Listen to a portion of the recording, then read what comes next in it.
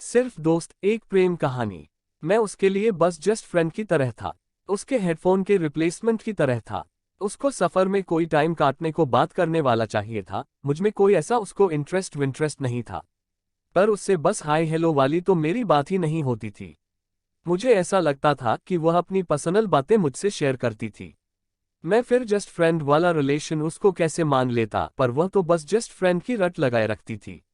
मैं भी अपने दिल से रोज कहता था कि उसको फ्रेंड की नज़र से देखा कर, लेकिन उसकी हंसी इतनी कातिल थी, दिल से सिर्फ एक ही जवाब आता था, ब्रो इट्स इम्पॉसिबल। वो जब आती थी तो उसके चेहरे के ग्लो से मेरा चेहरा ग्लो करने लगता था। वह पूरे दिन न जाने इतनी फ्रेश फ्रेश कैसी रहती थी, उसकी वजह से मैं भी ताज़ा दिखने लगता था। वह क्लास में बैठती तो अपने फ्रेंड के साथ थी, पर मैं अपने क्रश के साथ बैठता था। मेरा दिल अंदर ही अंदर मचलता रहता था और उसको कोई फर्क ही नहीं पड़ता था। मेरी एज के लड़कों को तो वह भैया कहकर बुलाती थी। मैं भी उससे उतना ही एक साल बड़ा था, फिर मुझे मेरे नाम लेकर क्यों पुकारती थी। लेकिन मैं फ्रेंड के टैग से खुश नहीं था। पहली बार कोई लड़की मेरे पास आई थी तो मुझे लगा कि यह मौका था। थोड़ी ज्यादा हिम्मत करके मैंने थोड़ा हेल्दी वाला फ्लर्ट करना उससे शुरू कर दिया। सोचो क्या हुआ होगा। दरअसल वो गुस्सा भी नहीं हुई, उसे अजीब भी नहीं लगा। मेरा सोचना था कि यह फॉर्मूला तो काम कर गया। वह मेरी बातों पर अब ज्यादा मुस्कुराती थी और मुझे पागल भी कहती थी। तो अब जस्ट फ्रेंड के लेवल पे यह मेरे लिए बहुत बड़ी प्रोग्रेस थी। मैं चाहता था कि वह भी मेरे लिए वही फील करे जो अभी मैं उसके लिए फील करता हूँ। मेरे भगवान, मेरी बस इतनी सी तो विश थी। मैं जो उसका हाथ पकड़ लेता था तो उसको जरा भी अजीब नहीं लगता था।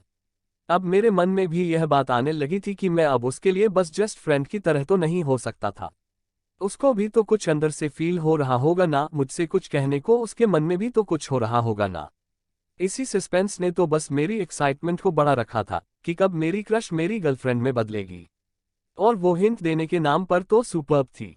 जब उसका अचानक ही मन हुआ कि वह मेरे मुंह से कोई नॉन वेज जोक सुने, तब बाहर से मैं शर्मा जाता और मन ही मन एक्साइटेड होकर यह सोचता था कि कौन कौन से बढ़िया जोक्स मुझे उस वक्त याद थे। मैं उससे अब इस लेवल की बातों पर पहुंच चुका था कि जो अब आम नहीं थी।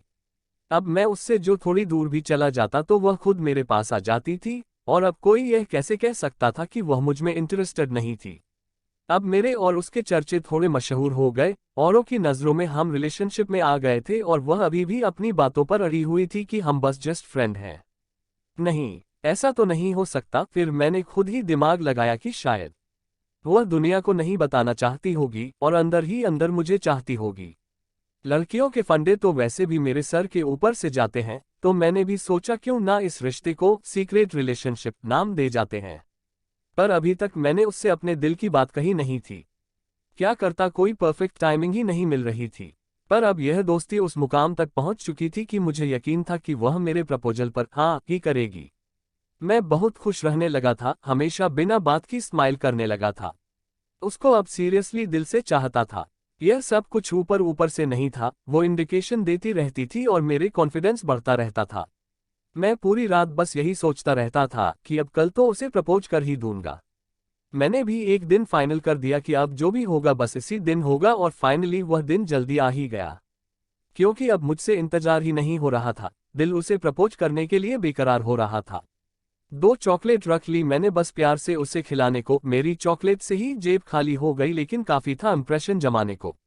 पूरी तैयारी, पूरी रिहर्सल, सिर के बाल ठीक ठाक किए और जा ही रहा था उसके पास कि अचानक नजरें पड़ी, कोई और था उसके साथ। दीवार के उस कोने खड़े थे जहां जगह भी नहीं थी 2 लोगों की खड़े होने की।